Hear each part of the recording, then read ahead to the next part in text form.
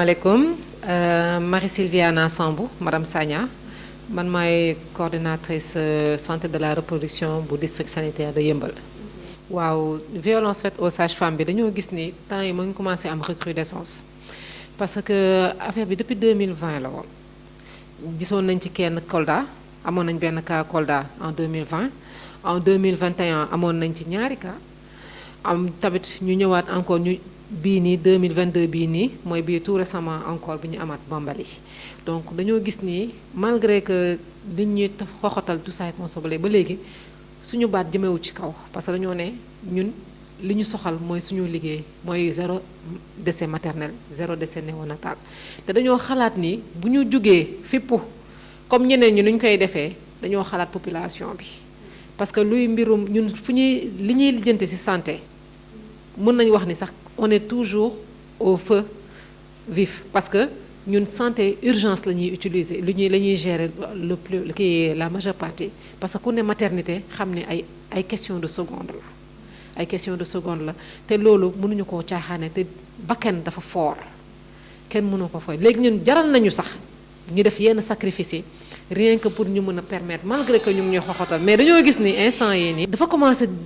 di law te loolu il faut mu dagg moo tax ñu ne dañuy sox suñu daal ñu dem malgré tout nous avons tenu ñu def service minimum c'est-à-dire que ñu continuer di jël famille salle d'accouchement ñii ñëw pour wasin ñi nga xam te ne dañoo am problème yi nga xam te ne mënuñu xaar rendez-vous mais ñeneen ñëpp dañoo sox seen daal ñëw ñu mànkoo dox def marche bi ñu def nii te ñoo ngi koy doog a pare nii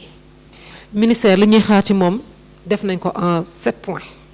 mooy la mise en place immédiate d'agents de sécurité qualifiés et valides au niveau de toutes les maternités du pays parce que loolu tamit gardiennage bu amul boo amul ku nga xamante ne mën na la gérer sa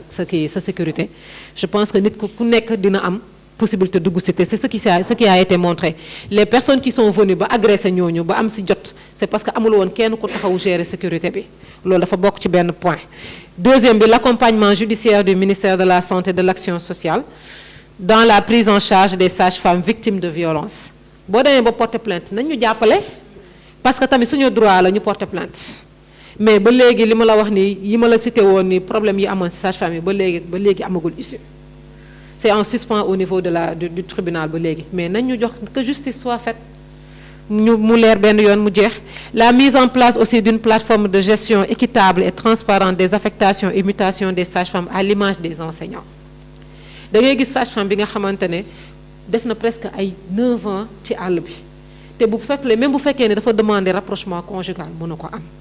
te en plus tamit nous on accepte même d'aller dans des coins les plus reculés il y a eu même un recrutement qui est passé les sages-femmes sont restées plus de 5 mois sans salaire kan moo fi mën a dem affectation fii ba dans des zones presque je prends le sud nga dem ba sori te doo am ñu toogal loolu pendant 5 mois doo am salaire te amoo prise en charge loolu tamit dafa neexul nañ ko wax déjà ak beneen point bi mooy un accès équitable à la fonction de chef de poste aux sages-femmes dans le respect des diplômes et grades des agents de santé ça c'est un problème dans le ministère de la santé d'accord am nañ tamit une équité dans le recrutement en tenant compte de l'ancienneté et le reversement des contractuels du ministère dans la fonction publique et la fin de leur contrat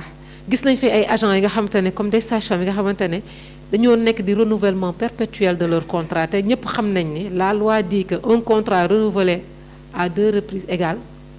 embauchement direct mais ba léegi da ngay gis ku nga xamante ne renouvelé na contrat ba 5 fois loolu fu mu am ba léegi on accepte parce que on se dit que suñu génnee poste boobu noonu population bi bu ñu leen bàyyi foofu noonu qui va s'en occuper on accepte de prendre les risques là rien que pour pouvoir servir selon ce qu'on a juré.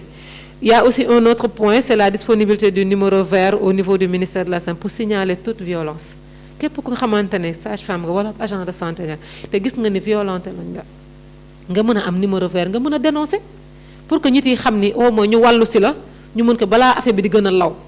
Il y a aussi la mise en place d'une structure de prise en charge psychosociale des victimes de la violence loolu moom c'est le parent pauvre vraiment parce que même pour affaire Covid bii nii sax on a perdu pas mal d'agents de santé te loolu kenn médiatisé wu kenn waxu ko on a perdu plus de 100 agents de santé 100 agents de santé pour la Covid-19 mais ba léegi kenn waxu ci dara dañ ko teg ci suuf. Et il y a aussi le problème de prise en charge psychosociale. On a eu beaucoup de nos collègues qui ont fait leur burn-out carrément parce que amuñu benn soutien ci ginnaaw bu leen mën a jàppale pour ñu mën a génn ci li ñu nekk. te yow képp ku ñu violenté di nga ñaan yàlla au moins nga am taxawaay bu psychosocial pour que psychologiquement nga mën a am sa dépassement ci loolu nga mën ci génn pour guérir parce que sinon la personne là va rester toujours frustrée te en plus day nekk dans sa peur à vie te loolu baaxul. Donc loolu dañoo soxla soutien yooyu noonu loolu la ñuy revendiquer au niveau du ministère de la santé et qu'on demande vraiment que les gens nous soutiennent par rapport à ça.